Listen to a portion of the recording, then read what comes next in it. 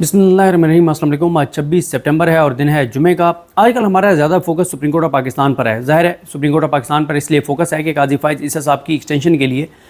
जो पाकिस्तान के आइन कानून कायदे ज़ाब्ते के साथ और पाकिस्तान के लोगों के साथ जो खिलवाड़ किया जा रहा है, इसलिए ज़्यादा हमारा फोकस जो है वो सुप्रीम कोर्ट पर रहता है। लेकिन हाई कोर्ट्स में भी बड़ी डेवलपमेंट्स हो रही हैं। इस वक्त शहर इक़्तिदार में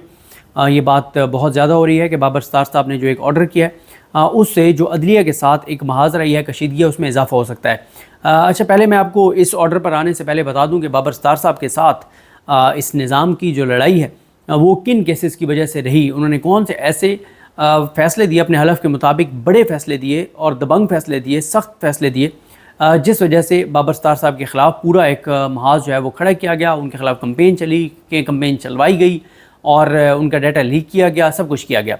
सबसे पहले तो जो उनका एक सबसे अहम केस उसमें जिसमें उन्होंने जो ये हैं डीसी इस्लामाबाद इरफान नवाज़ मेमन उनको तौहीन अदालत की सज़ा सुनाते हुए 6 माह के लिए जेल भेजने का हुक्म जारी किया, एसएसपी ऑपरेशंस को 4 माह के लिए और एसएचओ को 2 माह के लिए। ये मामला था शादाना गुलजार साहबा, शारा अफरीदी साहब, बाकी जो तहरीक इंसाफ के लोग और आम शहरी जिनके MPOs जारी किए गए, उनके MPOs कलअदम हुए, उसके बाद फिर जारी किए गए, तो उस वजह से इन्होंने जो ये तौहीन अदालत की सज़ा सुनाते हुए इन 3 अफराद को, जो इन 3 अहदेदारान को, इन 3 अफसरान को जो है वो ओहदों से हटाने और जेल भेजने का हुक्म जारी किया। लेकिन वो फ़ैसला जो है वो 18 मार्च को, 1 मार्च को उन्होंने फ़ैसला किया था, 18 मार्च को वो फ़ैसला मुअत्तल कर दिया था chief justice Islamabad high court justice Aamir Farooq साहब और मियाँ गुल हसन औरंगज़ेब साहब ने, और 18 मार्च से ले के अब तक दोबारा वो केस आमिर फारूक साहब ने नहीं लगाया। फिर आमिर फारूक साहब के बारे में इल्ज़ाम लगता है तो फिर कहा जाता है ये एक जज पे इल्ज़ाम लगा रहे हैं। लेकिन अब आप मुझे बताएं कि एक इतना अहम केस जिसमें अदालती हुक्म की खिलाफ वर्जी कर रहा था जो शख्स, और आपको पता है किसका लाडला है, और उसको जेल भेजने का ऑर्डर होता है और आमिर फारूक साहब उस फैसले को मुअत्तल करते हैं और आज तक वो केस ही दोबारा नहीं लगाते। उसके बाद दूसरा जो केस है इनका बाबर सत्तार साहब का, जिसका उन्होंने जिक्र भी किया था अपने सेकंड लेटर में। अच्छा, ये भी बता दूं कि जो पहला जो एक आमिर फारूक साहब को लेटर लिखा गया उसमें भी ये शामिल थे, जो सुप्रीम जुडिशल काउंसिल को लेटर लिखा गया 6 जजेस का उसमें भी ये शामिल थे, बल्कि काजी फ़ाइज़ ईसा साहब जो हैं वो इनके हवाले से बरहम है। काजी फ़ाइज़ साहब ये समझते हैं कि वो ख़त जो है, वो ड्राफ्ट जो है वो जस्टिस बाबर सत्तार साहब ने किया था, और ज़ाहिर है काजी साहब को इसलिए भी पता होगा कि उनकी लैंग्वेज है, क्योंकि जस्टिस बाबर सत्तार साहब जो हैं ये जब वकील थे तो काजी फ़ाइज़ ईसा साहब का जो रेफरेंस था उसमें काजी साहब की वकालत जस्टिस बाबर सत्तार जो है बतौर वकील उन्होंने की थी। तो ये भी एक काजी साहब को इन पर गुस्सा है और काजी साहब बहुत नाराज़ हैं इन 6 जजेस से।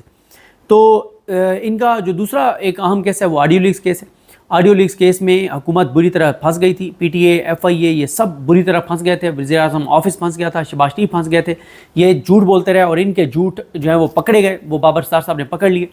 40 लाख कॉल्स ऑटो रिकॉर्डिंग पे थी, वो उन्होंने रिकॉर्डिंग रुकवा दी और कॉल रिकॉर्डिंग को उन्होंने जो है वो गैरनी डिक्लेयर किया, और वो उस तरफ जा रहे थे कि ये ऑडियो रिकॉर्डिंग्स करता कौन है, ये लीक कौन करता है, ये कैसे लीक की जाती हैं, और रिस्पॉन्सिबिलिटी फ़िक्स करने जा रहे थे। और जो ऑडियोज़ इमरान खान साहब की फ़ेक बना के TV चैनल्स पे चलवाई जाती थी, रिकॉर्ड करके चलवाई जाती थी, वो इन्होंने पाबंदी लगा दी। तो इसी ऑडियो लीक्स केस में इनके जो सख्त अहकामात थे वो जाके मुअत्तल करवाए सुप्रीम कोर्ट से इस हुकूमत ने, और मुअत्तल करने वाले जस्टिस अमीनुद्दीन खान थे, तो काजी साहब के दोस्त। तो ये काजी साहब ने हुकूमत को एक फ़ायदा दिया कि बाबर सत्तार साहब का ये फ़ैसला जो है वो ऑर्डर जो है वो सस्पेंड करवा दिया और इनको मज़ीद कार्रवाई से रोक दिया। फिर एक 17-18 साल जो स्टूडेंट है फैज़ान उस्मान, उसकी जबरी गुमशुदगी का केस बाबर सत्तार साहब के सामने आया, वो वापस आ गया। लेकिन वापस आने के बावजूद बाबर सत्तार साहब ने वो फ़ाइल बंद नहीं की और उन्होंने तमाम इंटेलिजेंस एजेंसीज़ को फ़रीक बना के और उनसे जवाब मांगा हुआ है, और उन्होंने कहा कि मैंने ज़िम्मेदारी फ़िक्स कर रही है कि कौन जबरी तौर पर शहरियों को गुमशुदा करता है और इसके ज़िम्मेदार कौन है। फिर बाबर सत्तार साहब ही हैं जिन्होंने एक फ़ैसला दिया था कि जब किसी को आप एक केस में गिरफ़्तार करेंगे तो फिर आप तमाम केसों में उसकी गिरफ़्तारी डालेंगे। फिर इन्होंने MPOs जो हैं वो ख़त्म किए थे, जो गैर कानूनी MPOs थे PTI के लोगों के, आम शहरियों के, ना सिर्फ ये बल्कि इन्होंने जो MPO जारी करने का इख्तियार है DC का वो भी ख़त्म कर दिया था। वो भी फ़ैसला आमिर फारूक साहब ने मुअत्तल किया हुआ है।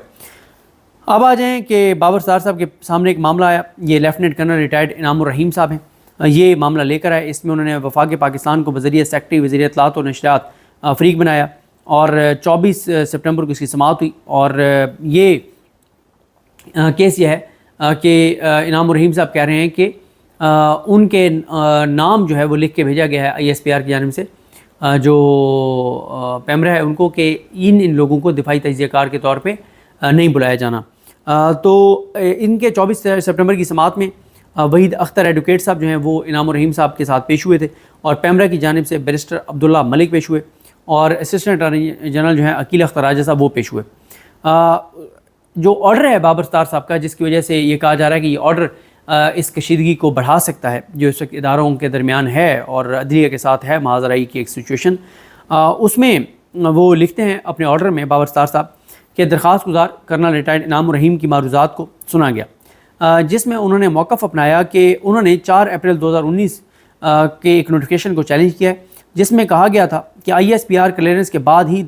دفاعی معاملات پر بحث و مباحثے کے لیے بطور دفاعی تجزیہ کار صرف ریٹائرڈ آرمی افسران کو ہی بلایا جائے، اور ان ریٹائرڈ آرمی افسران کو دفاعی تجزیہ کار کے طور پہ بلایا جائے، اور جن کے نام ISPR دے گا صرف انہی کو بلایا جا سکتا ہے۔ انہوں نے مزید موقف اپنایا یعنی انعام الرحیم صاحب نے کہ پیمرا کے پاس اس بات کا تعین کرنے کا کوئی دائرہ اختیار نہیں کہ ٹی وی چینلز پر کون شخص کس موضوع پر بات کرے گا۔ انہوں نے موقف اپنایا کہ ISPR کے پاس بھی اس اختیار کا کوئی قانونی جواز نہیں ہے کہ کسی بھی سویلین کے ٹیلی ویژن چینل پر اپیئر ہونے سے پہلے NOC کی شکل میں اس کو کلیئرنس جاری کرے، یعنی ISPR کے پاس انعام الرحیم صاحب کے مطابق وہ پاورز نہیں ہیں کہ وہ کسی کو بھی دفاعی تجزیہ کار کے طور پر پیش ہونے کی اجازت دینے کا NOC جاری کرے، اور یہ کہ اس کو ملٹری اور دفاعی معاملات میں ماہر سمجھا جائے کہ ISPR جو ہے وہ NOC دے کہ اس کو آپ بلا سکتے ہیں، اور اس کو بالکل آپ ماہر سمجھ سکتے ہیں دفاعی امور کے اوپر، جس کی ISPR کلیئرنس نہیں دے گا اس کو نہیں بلایا جائے گا۔ کرنل ریٹائرڈ انعام الرحیم نے مزید موقف اپنایا کہ انہوں نے پہلے بھی پیمرا کے پاس ایک درخواست دائر کی تھی کہ اس وقت جنرل پرویز مشرف جو کہ ایک اشتہاری مجرم تھے ان کو ٹی وی چینلز پر آنے کی اجازت دی گئی تاکہ وہ اپنا موقع پیش کر سکیں۔ اس وقت انعام الرحیم صاحب کہتے ہیں کہ جب میں نے درخواست دائر کی کہ مشرف کو نہ آنے دیا جائے، یہ اشتہاری ہے، تو یہ درخواست جو ہے یہ کہہ کر مسترد کر دی گئی کہ آئین کے آرٹیکل 19 کے تحت ہر کسی کو اظہار رائے کی آزادی حاصل ہے جس پر قطغن نہیں لگائی جا سکتی، بے شک کوئی اشتہاری مجرم ہی کیوں نہ ہو۔ انہوں نے کہا کہ پیمرا نے اس وقت جو اپنا آرڈر جاری کیا تھا یہ نوٹیفیکیشن اس سے متضاد ہے، اس سے متصادم ہے۔ اس کے بعد بتایا گیا کہ اسسٹنٹ اٹارنی جنرل نے وزارت دفاع اور ISPR کی جانب سے دائر موقف پر انحصار کیا، جس پر عدالت نے ان سے استفسار کیا کہ ISPR کی کیا لیگل سٹینڈنگ ہے، اور ISPR کو کون سے ایسے اختیارات حاصل ہیں کہ وہ اس بات کا تعین کرے کہ پاکستان میں کون دفاعی تجزیہ کار ہوگا، جس پر اسسٹنٹ اٹارنی جنرل نے عدالتی معاملت کے لیے مزید وقت مانگ لیا۔ پیمرا کے وکیل نے پیمرا کی جانب سے دائر موقف پر انحصار کیا، اور جب پیمرا کے وکیل سے استفسار کیا گیا کہ پیمرا کے پاس کون سے قانونی اختیارات ہیں کہ وہ کسی بھی بحث و مباحثے کے متن کو ریگولیٹ کرے، یعنی جو ٹی وی پہ ڈسکشن ہونی ہے اس کو ریگولیٹ پیمرا کرے، اور ٹیلی ویژن پر جو لوگ انفرادی حیثیت میں اپنا موقف دیتے ہیں ان پر پہلے سے کلیئرنس حاصل کرنے کے لیے ہدایت نامہ جاری کرے پیمرا۔ پیمرا کے وکیل نے پیمرا کے آرڈیننس 2002 کے سیکشن 20(a) کا حوالہ دیا اور کہا کہ یہ سیکشن جو لائسنس شدہ ٹی وی چینلز کے ہیں ان کو پابند کرتا ہے کہ وہ پاکستان کی خود مختاری، وقار اور سیکیورٹی کو برقرار رکھنے کے لیے اپنی ذمہ داری جو ہے وہ ادا کریں، اور کوئی ایسی ڈسکشن ہو جو پاکستان کی سیکیورٹی، سلامتی اور وقار کے خلاف ہو۔ جب پیمرا کے وکیل سے پوچھا گیا کہ پیمرا پہلے ہی اظہار رائے کی آزادی پر اظہار رائے کی آزادی پر کس طرح قطغن لگا سکتا ہے، تو پیمرا کے وکیل نے عدالت سے معاملت کے لیے وقت دینے کی استدعا کی۔ عدالت کہہ رہی ہے کہ ایک بندہ اس نے ابھی کوئی بات کی نہیں ہے تو پیمرا کیسے سے ازیوم کر سکتا ہے کہ یہ بات کرے گا اور اس کو بات کرنے سے پیمرا روک دے۔ اور جب پوچھا گیا کہ پیمرا کو اس سرکولر کو جاری کرنے کی ضرورت کیوں محسوس ہوئی، اور کیا اس حوالے سے افواج پاکستان کے کسی سورس یا ISPR کی جانب سے کوئی درخواست موصول ہوئی ہے، جس پر پیمرا کے وکیل نے ایک مرتبہ پھر مہلت دینے کی استدعا کی کہ کوئی ISPR نے کوئی اپلیکیشن بھیجی تھی، کوئی انسٹرکشن بھیجی تھی، کوئی حکم بھیجا تھا، کیوں پیمرا کو یہ نوٹیفیکیشن جو ہے وہ کرنا پڑا ہے۔ عدالت نے پیمرا کو حکم دیا ہے کہ وہ اوریجنل نوٹنگ فائل عدالت کے روبرو پیش کرے کہ کس بنیاد پر اس نوٹیفیکیشن کی سفارش کی گئی اور اس کو جاری کیا گیا،